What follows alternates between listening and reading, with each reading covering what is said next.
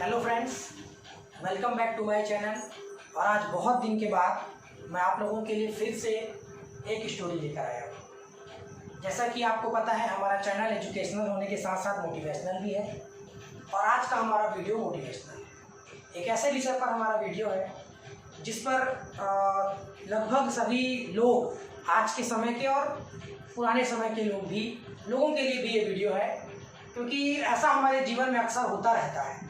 हम अक्सर इन परिस्थितियों से गुजरते रहते हैं, तो उन्हीं विषम परिस्थितियों पर आधारित ये वीडियो आज का हमारा है, जिसका नाम है 99 का खेल। तो 99 का खेल क्या है, इसे समझते हैं। तो बहुत पुराने ज़माने की बात है, जब राजा महाराजा हुआ करते थे। उस समय किसी राज्य में एक राजा हुआ करता था, जिसका राज्य बड़ा विशाल था। बहुत विशाल साम्राज्य का वो राजा था, और उसके पास बहुत हजारों सैनिक थे, घोड़े, हाथी, धन दौलत, संपत्ति, कई रानियां। उसके पास किसी भी प्रकार की कमी नहीं थी, परंतु वो खुश नहीं था, अंदर से संतुष्ट नहीं था। उसे हमेशा कोई किसी प्रकार की चिंता खाई जाती थी, वो परेशान रहता था। तो एक बार क्या हुआ, वो बड़ा अंदर से बड़ा विचलित था, बड़ा परेशान था। तो उसका एक खास मंत्री था जो उसके बहुत करीब था, जिससे वो अपने मन की बातें कहता था, या ये कहने की वो एक तरह से उसका दोस्त था, पर था मंत्री या सलाहकार भी कह सकते हैं। तो उसने उसको बुलाया और बोला, चलो एक काम करते हैं, आज अपन दोनों ही घुड़सवारी करते हैं और अपने राज्य की सीमा तक चलते हैं। और दोनों ही अलग अलग घोड़े पर बैठकर और राज्य के शहर में निकल जाते हैं। और बहुत दूर जाने के बाद उन्हें एक गाँव दिखता है, और उस गांव के पास खेत दिखाई देता है, जहां पर एक किसान परिवार बड़े मजे से खेती किसानी का काम करते रहता है। राजा रुक जाता है, अपने मंत्री को बोलता है, रुको, थोड़ा देर मैं अपनी फसलों को देख लेता हूँ। तभी वो देखता है कि वो किसान का परिवार बड़ा खुश है। पूरा परिवार एक साथ खेती किसानी का काम कर रहा है और वो बड़े खुश लग रहे हैं। वो पूछता है, ये कौन है? तो मंत्री कहता है कि महाराज, ये हमारे राज्य की प्रजा है, ये किसान है और ये किसानी कर रहा है। अच्छा, ये तो बड़ा खुश लग रहा है, क्या इसके पास बहुत दौलत संपत्ति है? तो मंत्री कहता है, नहीं महाराज, ये तो हमारे नौकर की तरह है, किसान है छोटा सा, ये फसल उगाता है और हमको कर के रूप में देता है, और जो बचता है उसको खाता है, वो बेचता है और अपना जीवन चलाता है। इसके पास कहाँ ज़्यादा पैसा है, बस जी रहा है। तो ये बड़ा खुश लग रहा है, बस जी रहा है बोल रहे हैं, उसके पास तो कुछ नहीं है, तो इतना खुश कैसे है? राजा अंदर ही अंदर ये बात सोचने लगता है, और वो वापस अपने राज्य में, अपने राजमहल में लौट जाता है। रात भर सोचता है कि वो आखिर वो किसान इतना खुश क्यों था। वो तो गरीब है, उसके पास तो मेरे जैसा ऐश्वर्य, धन दौलत, संपत्ति कुछ भी नहीं है, फिर वो खुश क्यों है, और मैं खुश क्यों नहीं हूँ? जैसे ही सुबह होती है, वो अपने मंत्री को, उस सलाहकार को बुलाता है और बोलता है, यार मैं रात भर सो नहीं पाया, बड़ा परेशान था, मुझे बताओ वो किसान इतना खुश क्यों है, और क्या वाकई में सभी लोग इतने खुश रहते हैं, मैं ही खुश नहीं रहता? तो मंत्री कहता है, महाराज, इसका जवाब मैं आपको बहुत जल्दी दूंगा। आप बस एक काम कीजिए, आप मुझे एक पोटली में 99 सोने के सिक्के गिनकर दे दीजिए, मैं आपको बहुत जल्दी इसका जवाब दे दूंगा।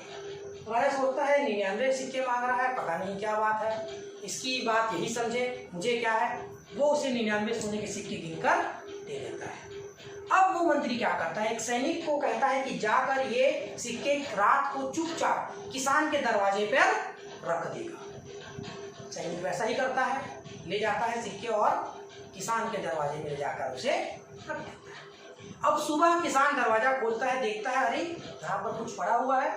उठाकर देखता है तो आहा, सोने की पोटली, इस पर तो सोने के सिक्के हैं। पूरे परिवार को उठाता है और बड़ा खुश होता है, कहता है, वाह, ईश्वर की हम पर आखिर कृपा हो ही गई, किसी ने हमें सोने के सिक्कों से भरी हुई पोटली हमारे लिए छोड़कर कोई चला गया है, हमारे तो दिन फिर गए। तो सबको बुलाता है और किसान बोलता है, चलो सिक्कों को गिनते हैं कि आखिर ये सिक्के हैं कितने। तो किसान उस सिक्के को गिनता है तो 99 सिक्के निकलते हैं। वो सोचता है कि नहीं, सिक्के तो 100 होने चाहिए, 99 तो हो ही नहीं सकते। वो 2 बार गिनता है, 3 बार गिनता है, उसका पुत्र भी गिनता है, उसकी पत्नी भी गिनती है, परंतु फिर भी सिक्के 99 ही निकलते हैं। किसान बड़ा परेशान हो जाता है। वो सोचता है कि नहीं, सिक्के 100 ही होंगे, एक आध सिक्का पोटली से गिर के हमारे घर के आसपास पड़ा होगा, चलो हम सब ढूंढते हैं।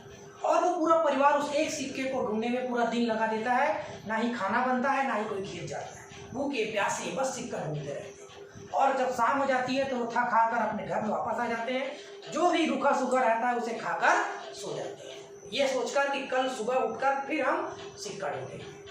और किसान रात भर सोता नहीं है, बड़ा परेशान रहता है। सुबह उठकर पूरे परिवार को बुलाता है, कहता है कि वो सोने का सिक्का मिल नहीं रहा है, चलो एक काम करते हैं, हम कमाते हैं, खूब मेहनत करते हैं और फिर इस सिक्के को हम 100 में बदल देंगे, इन सिक्कों को। तो परिवार कहता है ठीक है। अब वो ज़्यादा मेहनत करने लगते हैं, एक दूसरे को समय देना बंद कर देते हैं, एक दूसरे से बात करना बंद कर देते हैं। किसान की पत्नी अपने खेत में काम करने के अलावा दूसरे के खेत में काम करने लगती है। किसान जो है वो और अलग दिहाड़ी मजदूरी करने लगता है, बेटा उसके साथ चला जाता है और पूरा परिवार ज़्यादा मजदूरी, ज़्यादा लागत के चक्कर में अपने परिवार की सुख संपत्ति और एकता को धीरे धीरे धीरे धीरे खो बैठते हैं, परंतु उस सिक्कों को वो 100 नहीं कर पाते। 15 दिन बीत जाते हैं इस घटना को। 15 दिन के बाद राजा कहता है चलो आज फिर शहर पे निकलते हैं, देखते हैं उस किसान की क्या स्थिति है। जब वो जाते हैं तो देखते हैं उनकी फसल पूरी बर्बाद हो चुकी रहती है और पूरा परिवार खेत के किनारे बैठकर रोता रहता है, बड़ा परेशान दिखता है। राजा वापस आता है, अपने मंत्री को बुलाता है, क्यों भाई तुमने अपने सिक्कों का क्या किया और तुमने ऐसा क्या किया कि वो पूरा परिवार परेशान दिखा, दुखी दिखा। तब मंत्री कहता है महाराज यही है 99 सिक्कों का खेल। अच्छा समझाओ। राजा कहता, मंत्री कहता है महाराज मैंने उनके अंदर एक लालच पैदा कर दिया, उन 99 सिक्कों को वो 100 समझकर उसे 100 करने में लग जाए। उन्हें लगा कि वो 100 सिक्के होंगे तभी हमें खुशियाँ मिलेगी, तभी वो पूर्ण होंगे, तभी हमारा जीवन पूर्ण होगा। और इसी चक्कर में पूरा परिवार अपने सामान्य जीवन को छोड़कर, अपने सुख संपत्ति ऐश्वर्य को छोड़कर उन 99 सिक्कों को 100 करने में जुट गया। और 100 करने के चक्कर में महाराज उन लोगों ने अपने परिवार की सुख संपत्ति को खुद ही आग लगा दी। इस जीवन में हर मनुष्य के लिए जरूरी है कि वो संतुष्ट रहे, ईश्वर ने उसे जो दिया है उसमें वो खुश रहे। राजा कहता है तुमने बिल्कुल सही कहा, इसलिए शायद मैं भी खुश नहीं हूँ और इसलिए शायद वो किसान भी अब खुश नहीं है। पहले वो खुश था क्योंकि उसके पास सोने के सिक्के नहीं थे। तो जितनी चमक धमक, जितना ऐश्वर्य, जितना सुख संपत्ति हमारे पास आते जाता है, हम उतने असंतुष्ट और अंदर से हम उतने नाखुश होते जाते हैं। इस बात को हमें समझना होगा। इस कहानी का मोरल यही था कि ईश्वर ने हमें जो दिया है, जितना दिया है, हम उसमें खुश रहें। दूसरे को देखकर, पड़ोसी को देखकर, आसपास देखकर, या हमारे पास और हो जाए, और ज़्यादा हो जाए, और ज़्यादा हो जाए, जिससे हम खुश हो जाए। खुशियाँ और ज़्यादा आने से नहीं आती हैं, खुशियाँ आती हैं आपके संतुष्ट होने से। जो आपके पास है उसमें आप खुश रहिए, संतुष्ट रहिए। राजा भी ये बात समझ गया और हमें भी इस बात को समझना बहुत जरूरी है। तो आज की हमारी कहानी का यही मोरल था, यही स्टोरी थी। उम्मीद है आप सबको पसंद आई होगी। तो हम फिर से आएंगे एक बार अगली स्टोरी लेकर, अगला वीडियो लेकर आपके पास। तब तक आप घर में रहिए, खुश रहिए, स्टे होम।